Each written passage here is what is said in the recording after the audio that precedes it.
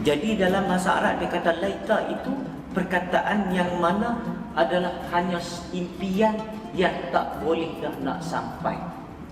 Impian yang telah berlalu. Dia kata laita syabab ayya'uda yawman. Moga satu hari dia kata aku kembali balik muda. Bila aku balik muda aku nak buat benda tu, aku nak buat benda tu, aku nak buat benda tu. Jadi dia tak mungkin tercapai. Jadi kesimpulannya kita sekarang ini diberi kesempatan oleh Allah Subhanahu Wa Taala untuk menghadiri masjid, untuk ada boleh pergi jemaah, tak ada siapa pun ganggu kita, maka kita jemaahlah. Sebab sembahyang jemaah itu adalah satu benda yang manis. Jadi nak jemaah, dekat mana-mana ada peluang jemaah, kita surau banyak, kita masjid banyak. Jadi kita pergilah jemaah. Sebab dia satu kemanisan ini akan kita rasa balik masa mana. Kalaulah aku boleh buat benda tu, kalaulah benda tu aku boleh buat, pada masa tu benda sudah terlepas. Jadi kita yang ada di sini diberi peluang oleh Allah, maka kita ambil peluang tersebut. Semoga tidak ada lagi perkataan di belakang kalau. Jadi kalau itu tidak membawa makna.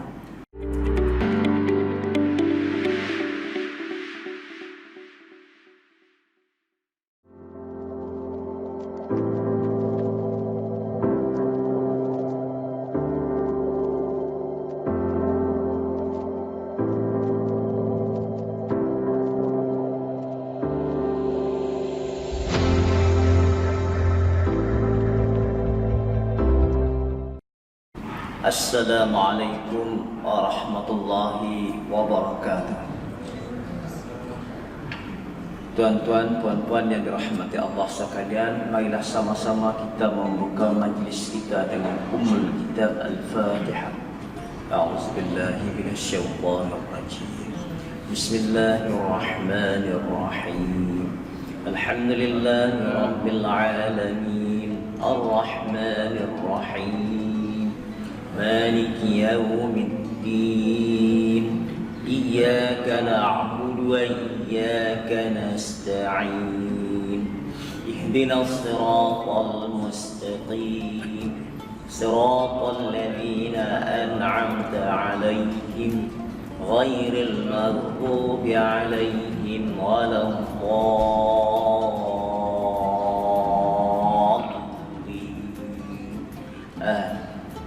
Alhamdulillah, bersyukur kita kehadrat Allah Subhanahu Wa Taala masih lagi diberi peluang untuk sama-sama kita beribadat, masih lagi diberi dengan nikmat kesihatan, nikmat iman, nikmat Islam. Jadi tuan-tuan, kita sambung lagi ayat yang ke-18. A'udzubillahi minasyaitonir rajim.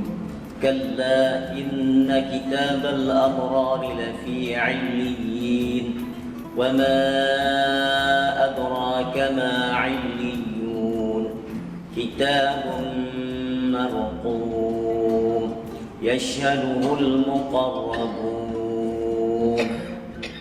إن الأبرار لفي نعيم على الأرائك ينظرون تعرف في وجوههم نضرة النعيم يسقون من رحيق مختوم ختامه مسك وفي ذلك فليتنافس المتنافسون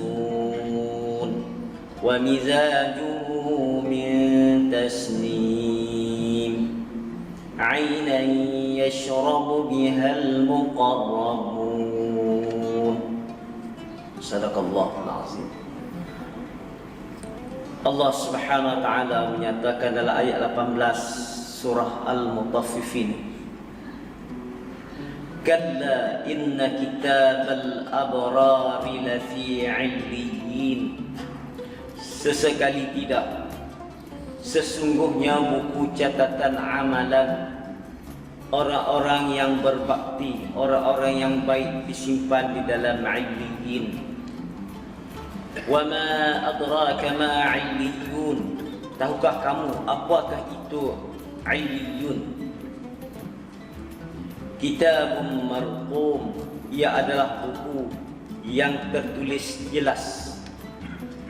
Yashhaduhul muqarrabun, yang disaksikan oleh malaikat-malaikat muqarrabin, yaitu yang didampingkan kepada Allah Subhanahu wa taala. Innal abrara lafi na'im, sesungguhnya orang-orang yang berbakti itu benar-benar akan dimasukkan ke dalam syurga yang penuh dengan nikmat. Alal araiki yanzurun, mereka berehat di atas pelamin-pelamin sambil memandang-mandang. Ta'rifu fi wujuhihim nadratan na'im, kamu dapat mengetahui dari wajah mereka cahaya nikmat yang diperolehi. Yusqawna min rahiqin makhdum, mereka diberi minum dengan arak yang dimeterai bekasnya. Khitamuhu misk, meterainya pula adalah kasturi, dan untuk demikian itu hendaklah berlumba-lumba orang yang ingin merebutnya. Khitamuhu misk wa fi dzalika falyatanafasil mutanafisun wa mizajuhu min tasnim, dan campurannya adalah daripada tasnim.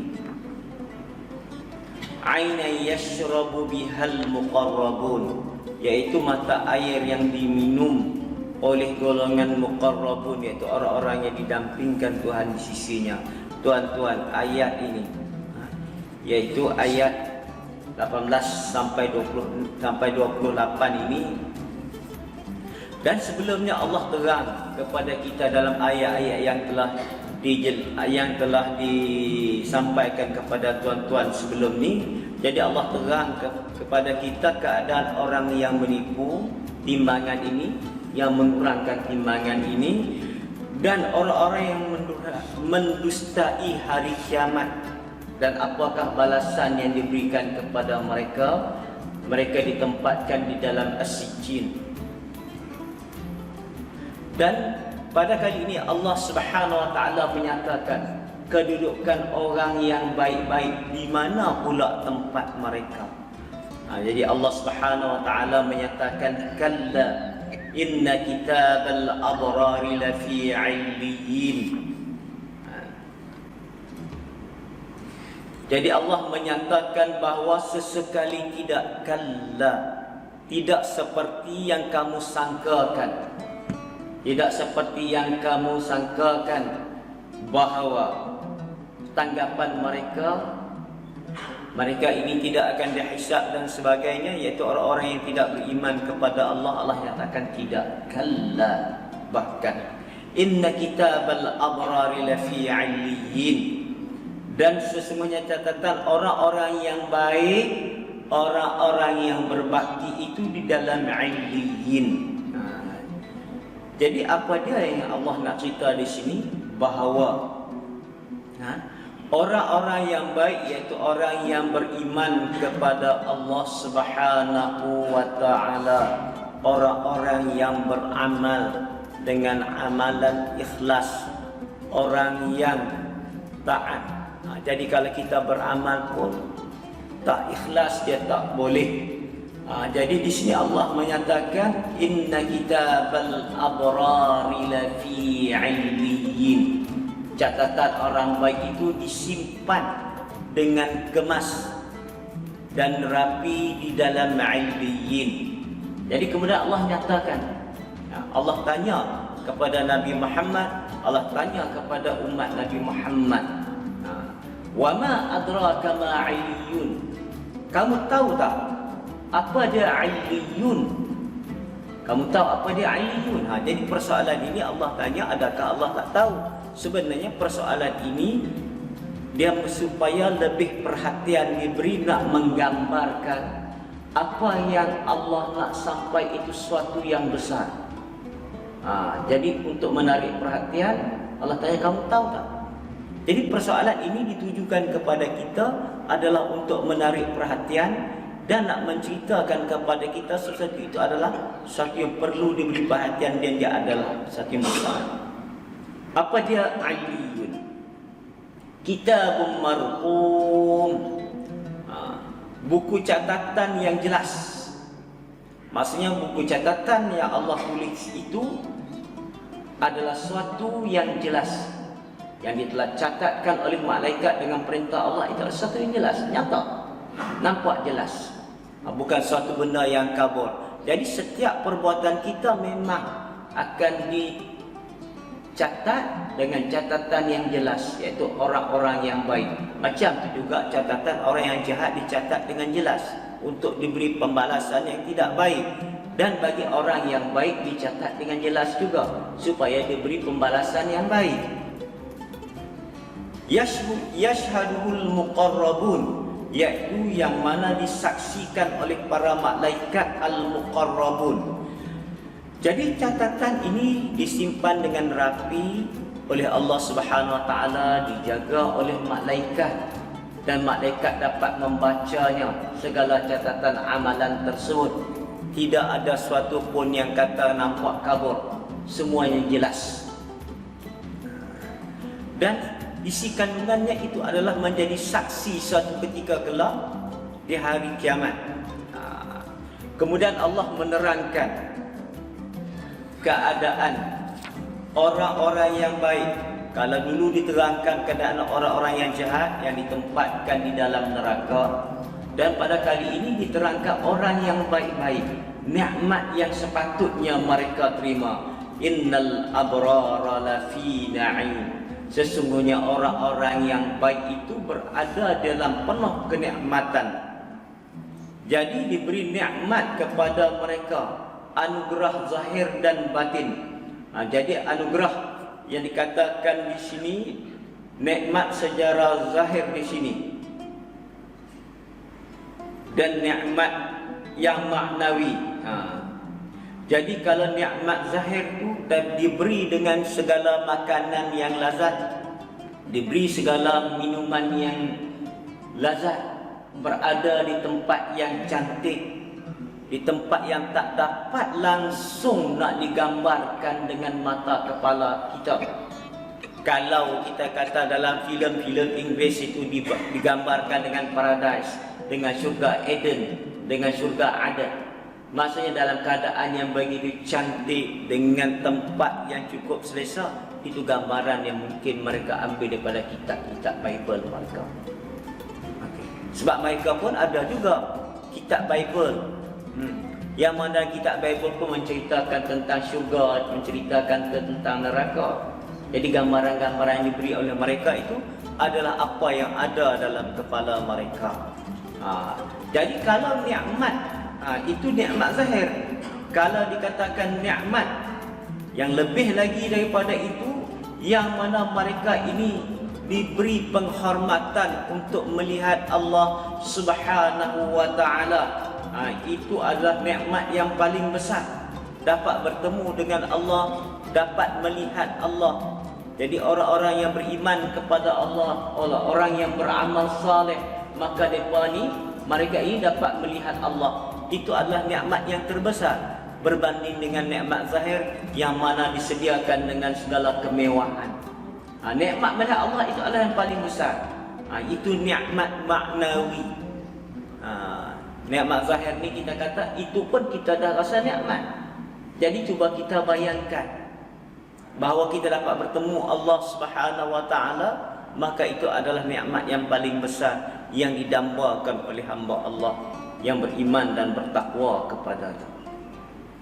Kemudian Allah nyatakan, ta'rifu fi wujuhihim nadratan na'im. Jadi bagaimana kita nak rasa, bagaimana kita nak tahu bahawa mereka ini orang yang ditempatkan di illiyin ini, mereka ditempatkan di dalam syurga, buku catatan mereka berada dalam tempat yang tinggi, yang cantik. Bagaimana kita nak tahu bahawa mereka ini seronok? Jadi tuan-tuan yang dirahmati Allah sekalian, kalau kita nak tengok orang tu seronok, kita nak tengok di mana? Yang dapat kita pandang, yang dapat kita lihat, yang dapat kita tahu bahawa orang ini adalah seronok, kita melihat pada wajah-wajah mereka. Kalau orang itu sakit pun dapat kita lihat pada wajah. Kita tengok dengan muka berkerutnya, dengan keadaan yang tak selesanya dan sebagainya, dapat kita lihat orang ini memang tak sihat. Dan begitu juga dengan orang yang happy, orang yang bahagia, dapat kita kenal mereka adalah melalui wajah. Sebab itu Allah Subhanahu wa taala menyatakan ta'rifu fi wujuhihim nadratan na'im. Jadi kamu dapat melihat kesan itu daripada wajah mereka, kesan-kesan kegembiraan. Nampak muka mereka berseri, nampak muka mereka putih, nampak muka mereka cantik. Di situ kita nampak bahawa orang ini adalah orang yang bahagia, orang yang seronok. Jadi Allah kata kamu boleh tengok pada wajah-wajah mereka kegembiraan. Jadi sehingga tak dapat nak digambarkan oleh siapa pun.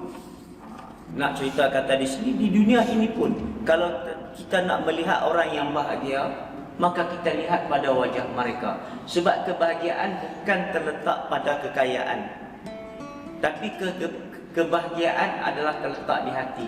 Kalau hati kita rasa bahagia, maka kita bahagia. Jadi ada orang yang miskin yang bahagia sebab dia beriman dan bertakwa kepada Allah, dan kebergantungan dia kepada Allah itu besar.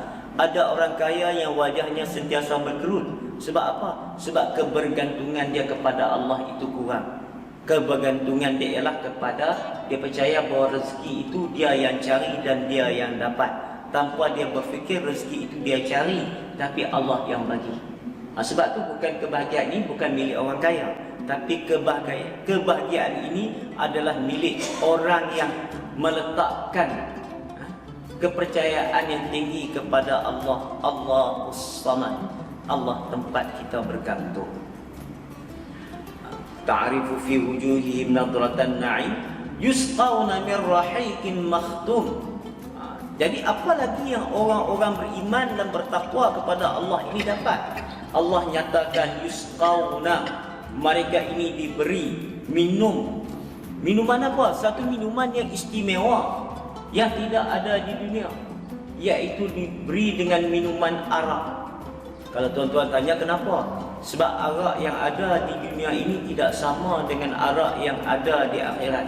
Dan orang yang minum arak di dunia ini tidak ada peluang minum arak di akhirat.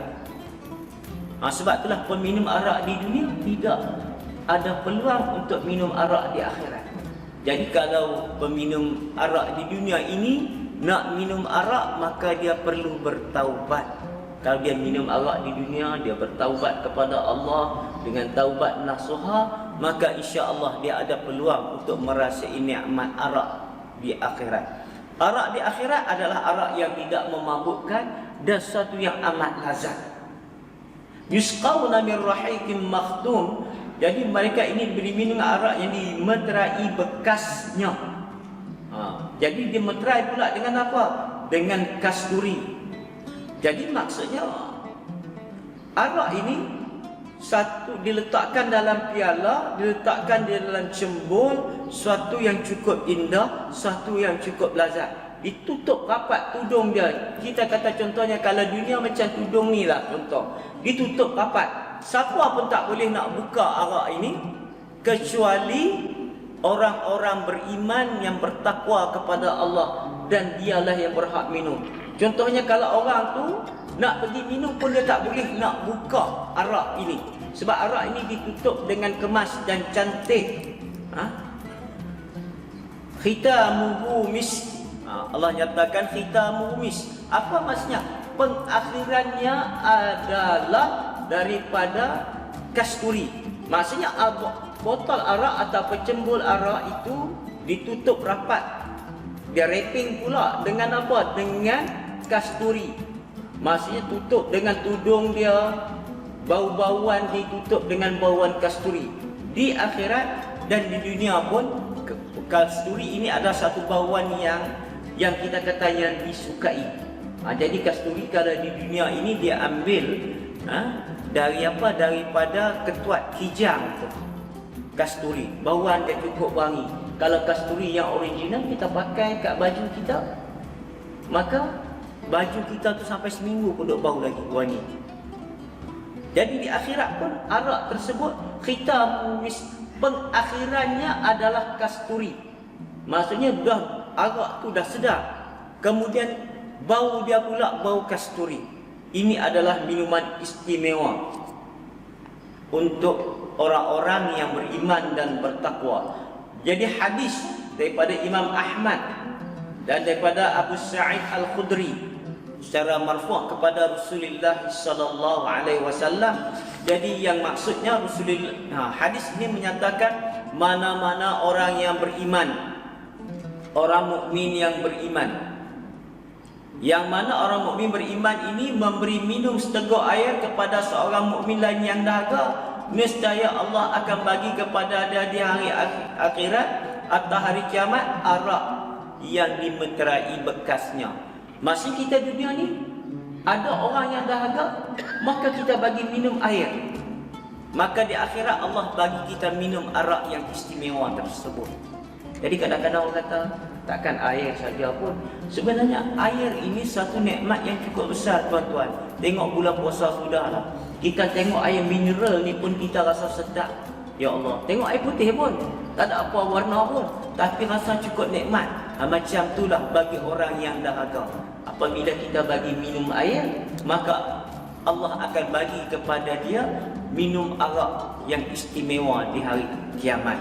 Kemudian Rasulullah menyatakan lagi, mana-mana orang mukmin yang memberi makan seorang mukmin lain yang sedang kelaparan, nescaya Allah akan memberinya makan daripada buah-buahan syurga. Ada hamba Allah yang lapar, maka kita bagi sedikit makanan kepada dia, maka Allah akan gantikan makanan tersebut dengan buah-buahan syurga yang tidak ternikmat. Tak maksudnya tak boleh nak cerita macam mana nikmat dia. Di dunia ni ada orang lapar, maka kita memberi sedikit makanan kepada dia, maka Allah akan gantikan dengan buah-buahan syurga. Dan mana orang mukmin yang memberi pakaian kepada orang mukmin lain yang tiada pakaian, maka Allah akan memakainya dengan pakaian kehormatan di syurga. Jadi kalau kita bagi makan, bagi pakai, kalau kita bagi minum kepada orang-orang yang susah, maka bukan satu benda yang rugi. Sikit saja kita bagi, tapi Allah memberi balasan kepada kita yang cukup dahsyat di akhirat. Jadi kita jangan kedekut, bagilah setakat yang kita mampu, sedikit tapi dia adalah berharga. Jadi tuan-tuan, dan akhirnya Allah menyatakan wa mizajuhu min tasnim. Jadi arak tadi dicampur dengan tasnim. Apa dia itu tasnim? Ainan yashrabu bihal muqarrabun, yaitu mata air yang diminum oleh orang-orang yang hampir. Jadi arak yang sedap tadi ini dicampur pula dengan tasnim. Tasnim ini adalah mata air yang mana turun dari atas. Kita tak boleh nak bayangkan dalam syurga tu ada waterfall. Ada mata air yang cantik, yang indah, yang sedap, yang mana kelazatannya tidak dapat kita bayangkan, dicampur dengan arak tersebut. Ini adalah minuman untuk orang-orang yang beriman kepada Allah Subhanahu wa taala. Tak boleh kita nak bayangkan.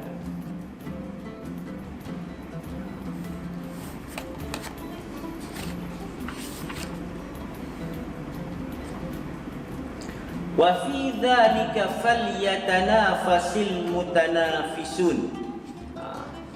Dan pada yang demikian, falyatanafasil mutanafisun, maka hendaklah berlumba orang-orang yang berlumba. Ayat tadi saya tertinggal ayat tu. Minta maaf. Yusqawna min rahiqin makhtum khitamuhu misk wa fi dzalika falyatanafasil mutanafisun. Ayat sebelum tu saya tertinggal. Dan hendaklah yang demikian orang yang berlumba tu hendaklah berlumba-lumba. Sebab berlumba macam mana? Untuk mendapatkan kebaikan, supaya kita dapat masuk ke dalam syurga Allah Subhanahu wa taala. Maka mufassir kata jangan kita berlumba-lumba untuk memusnahkan orang, Yang disuruh kita berlumba-lumba adalah untuk mencari keredaan Allah Subhanahu wa taala. Tapi pilihan kita di dunia, kita berlumba-lumba untuk mencantas rakan sekerja kita, berlumba-lumba untuk mencantas orang kampung kita, berlumba-lumba untuk mencantas orang sekeliling kita, untuk kita naik pangkat dan sebagainya. Bukan itu yang dimaksudkan. Yang dimaksudkan ialah berlumba-lumba untuk mencari keredaan Allah Subhanahu wa taala. Jadi barulah Allah bagi kepada kita wa mizajuhu min tasnim, campurannya daripada arak, daripada air yang jernih, yang cantik, yang diadakan, yang disediakan untuk orang-orang mukmin. Okey. Jadi kita berlumba-lumba melakukan ibadat, maka Allah bagi ganjaran kepada kita, iaitu diberi tempat yang mulia di dalam syurga, yang mana dapat kita minum arak, yang mana dapat kita berada di tempat yang mulia. Dan insya-Allah pada minggu depan, pada sekali lagi, maka kita akan menceritakan bagaimana keadaan orang yang dalam syurga itu bergembira, bagaimana mereka berada di atas katil-katil, berada di atas tempat-tempat yang begitu hebat, insya-Allah pada masa yang akan datang. Jadi tuan-tuan, yang terbaik itu adalah daripada Allah, dan yang kurang itu adalah daripada hamba-Nya. Semoga apa yang disampaikan kepada kita dapat menjadi motivasi kepada kita untuk sama-sama kita buat perkara yang baik. Sebab kita peluang yang Allah bagi kepada kita sementara kita sihat. Kalau kita tak sihat, masa itulah baru akan kita terasa, ni sayangnya aku nak pergi masjid tak boleh dah. Sebab apa? Kaki sebelah dah tak ada. Tak ada pula ada anak nak cucu nak bawa pergi masjid. Pada masa tu kita rasa sayang. Sayangnya mata aku kelabu. Aku tak boleh nak bawa kenderaan, nak bawa kereta, nak bawa motor, nak pergi masjid. Sebab apa? Tak ada orang nak bawa. Jadi kalaulah sebab kita selalu tak, kalaulah aku muda, aku sentiasa nak pergi masjid. Kalaulah aku ni kuat, ada daya, sentiasa nak pergi masjid. Sebab kita selalu mengatakan kalau itu adalah benda yang telah berlalu. Sebab itulah dalam syair Arab dia kata laitash syabab ayyauda yauman. Dia kata moga-mogalah muda tu kembali balik dekat aku. Aku nak buat itu, aku nak buat ini. Jadi dalam bahasa Arab dia kata laita itu perkataan yang mana adalah hanya impian yang tak boleh dah nak sampai. Impian yang telah berlalu. Dia kata laitash syabab ayyauda yauman. Moga satu hari, dia kata, aku kembali balik muda. Bila aku balik muda, aku nak buat benda tu, aku nak buat benda tu, aku nak buat benda tu. Jadi dia tak mungkin tercapai. Jadi kesimpulannya, kita sekarang ini diberi kesempatan oleh Allah Subhanahu Wa Taala untuk menghadiri masjid, untuk ada boleh pergi jemaah, tak ada siapa pun ganggu kita, maka kita jemaah lah. Sebab semain jemaah itu adalah satu benda yang manis. Jadi nak jemaah, dekat mana-mana ada peluang jemaah, kita surau banyak, kita masjid banyak. Jadi kita pergilah jemaah. Sebab dia satu kemanisan ini akan kita rasa balik masa mana. Kalaulah aku boleh buat benda tu, kalaulah benda tu aku boleh buat, pada masa tu benda sudah terlepas. Jadi kita yang ada di sini diberi peluang oleh Allah, maka kita ambil peluang tersebut. Semoga tidak ada lagi perkataan di belakang kalau. Jadi kalau itu tidak membawa makna. Dan semoga apa yang disampaikan dapat kita jadikan sebagai pedoman dalam kita menuju keredaan Allah. Yang terbaik itu adalah daripada Allah, yang kurang itu adalah daripada hamba-Nya. A'udzubillahi minasyaitonirrajim. Bismillahirrahmanirrahim. Alhamdulillahirabbil alamin wassalatu wassalamu ala asyrafil anbiya'i wal mursalin wa ala alihi wa ashabihi ajma'in. اللهم اجعل جمعنا هذا جمعا مرحوما وتفرقنا من بعده تفرقا معصوما ولا تجعل اللهم فينا ولا معنا ولا من يتبعنا شقيا ولا مطرودا ولا محروما وهب لنا مسيئنا لمحسننا ومقصرنا لعاملنا وهب لنا الكل بوجهك الكريم يا رب العالمين. الحمد لله رب العالمين. تقبل الله منكم والله أعلم.